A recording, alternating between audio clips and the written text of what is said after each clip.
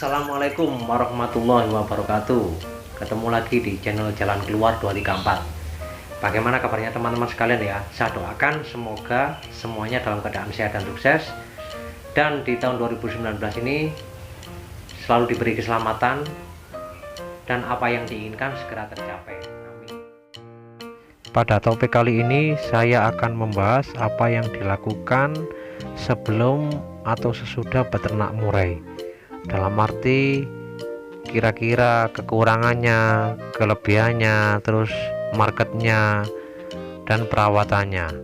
Dan untuk yang baru bergabung, mari kita berteman dengan menekan tombol jempol, kemudian tekan tombol subscribe dan aktifkan lonceng notifikasinya agar Anda menjadi orang pertama menerima video yang kami update. Terima kasih.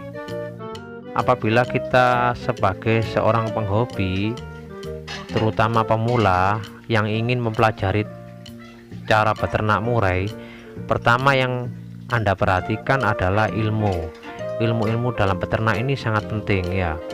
Biarpun lahan itu nomor 2 ya, nomor 1 ilmunya dulu.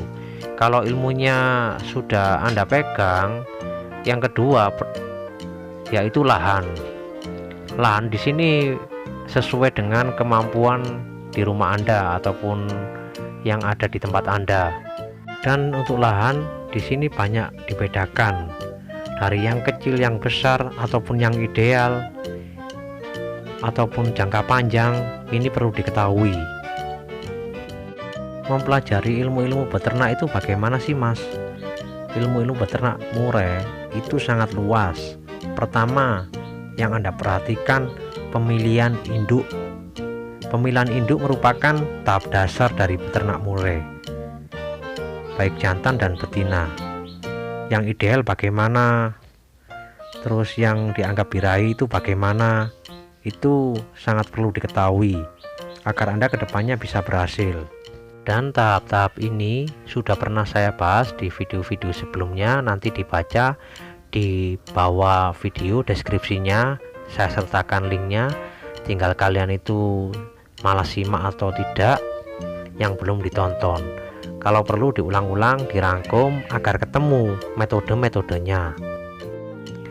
Dari tahap 1, 2, dan 3, yang paling penting dan utama adalah siapkan mental Anda, yaitu Anda harus benar-benar kuat mental, jangan sampai kalah sama burungnya. Pada dasarnya beternak murai itu kalian harus siap menghadapi sesuatu yang belum terjadi. Misalnya dalam penjodohan, tahap awalnya kayak betina di pantai, jantan di pantai, itu harus kalian hindari seminim mungkin. Yaitu yang penting itu kalian tahu karakter ataupun situasi. Ini perlu dipelajari betul-betul. Dan kalau kalian misalnya lolos dalam penjodohan, masalah yang kedua yaitu murai betina tak kunjung membuat sarang. Sudah kelihatan jodoh tapi belum membuat sarang. Begitu juga murai betina yang sudah membuat sarang dengan bulat dan rapi tapi tak kunjung telur. Ini juga kalian siapkan mental Anda. Dan ini adalah masalah yang ketiga. Dan masalah yang keempat, sudah bertelur tapi tidak mengisi. Ini juga kalian siapkan ya. Dan yang kelima, bertelur dan kelihatan kawin tapi juga tidak mengisi. Masalah keenam. Masalah ketujuh, bisa mengisi tapi dibuang. Masalah kedelapan, anak murai lahir tapi tidak sampai besar ataupun sampai dewasa. Dan masalah yang ke-9, bisa produksi tapi tidak stabil ataupun sering macet. Ini perlu kalian siapkan 9 masalah pada ternak murai. Belum masalah-masalah lain seiring berjalannya waktu, kayak bertelur egg bending dan lain sebagainya. Kesimpulannya di sini berarti Anda harus benar-benar belajar. Jangan tanya dulu, Mas, ternak murai itu kira-kira budgetnya berapa? Itu relatif tergantung tempat kalian masing-masing. Terus juga ada yang bertanya begini, Mas, kira-kira untuk satu pasang murai itu per bulannya berapa rupiah yang dihasilkan?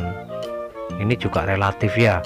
Yang penting kalian itu terjun dulu menjadi penghobi, jadi kalian itu tahu, Mas, nanti murai harganya anjlok. Yang penting jalani dulu ya. Masalah harga bagi penghobi itu tidak ada batasan. Yang penting kalian tetap semangat mencetak kualitas-kualitas yang handal. Bagaimana caranya? Itu sangat perlu kalian perhatikan. Jadi kalian di sini yang saya sarankan, silakan ciptakan inovasi-inovasi yang memiliki nilai lebih bagi para penghobi, dan harga pun pasti mengikuti. Dan ini adalah bukti dari salah satu peternak yang menciptakan kualitas, bahwa anak murai bisa tembus dengan harga di atas rata-rata.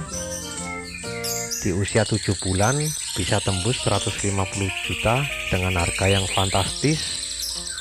Ini merupakan kualitas yang dia ciptakan itu memenuhi rasa kepuasan penghobi. Jadi harga penghobi itu tidak ada batasan ya. Sebelum saudara Bapak Teguh ini bergabung dengan sharing member bimbingan privat, dia sudah menciptakan anakan-anakan yang berkualitas. Mengapa dia masih mau bergabung? Karena yang namanya belajar dan terus belajar itu tidak mengenal tua muda, selalu memperbaiki. Bahkan induk betina yang ada di peternakannya bisa tembus sampai 9 telur dalam satu periode. Ini merupakan kelebihan dari saudara Bapak Teguh yang tidak meremehkan dalam hal belajar, selalu berusaha mencari inovasi-inovasi, yaitu perbaikan-perbaikan di dalam kandang ternak. Apa yang perlu ditambahkan, dan apa yang tidak perlu ditinggalkan. Ini merupakan suatu titik keberhasilan seorang peternak. Mengapa ini saya share? Karena ini merupakan suatu semangat yang perlu kita contoh dalam hal-hal positif.